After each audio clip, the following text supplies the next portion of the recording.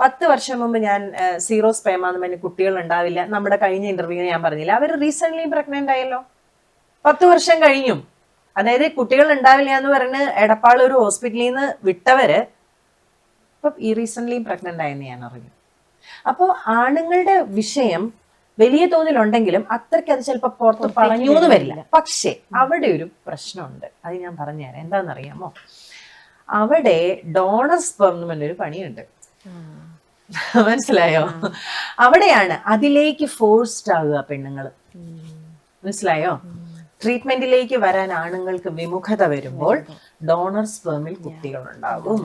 പക്ഷെ ഞാൻ അത് തുറന്നു ചോദിച്ചിട്ടുണ്ട് ചിലരോട്. ഈ IVF എന്ന് പറയുന്ന ഇത്രയും വലിയൊരു പ്രോസസ്സിൽ ഇത്രയും വേദന സഹിച്ചിട്ടും നിങ്ങളുടെ ഹസ്ബൻഡിന്റെ അല്ലാത്തൊരു കുട്ടി നമുക്ക്, പക്ഷെ ചേച്ചി അതല്ലാതെ വേറെ വഴിയില്ല. ശരി, അപ്പൊ അതിനു വേണ്ടി ഒരുക്കി കൊടുക്കലുണ്ട്. അതായത് IVF-ന് വേണ്ടി അവരെ പ്രിപ്പയർ ചെയ്യുന്ന രീതിയുണ്ട്.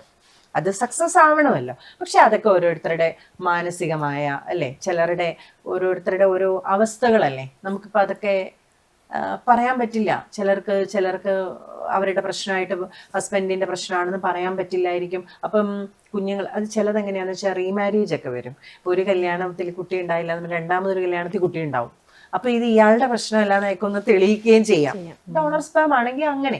ഡോണർ സ്പേം ധാരാളമായിട്ട് നമ്മുടെ ഇൻഫെർട്ടിലിറ്റി സെന്റേഴ്സിലെ ഏറ്റവും അധികം പ്രഗ്നൻസിയും ഡോണർ സ്പേം വഴിയാണ് നടക്കുന്നതെന്ന് ഞാൻ പറയും.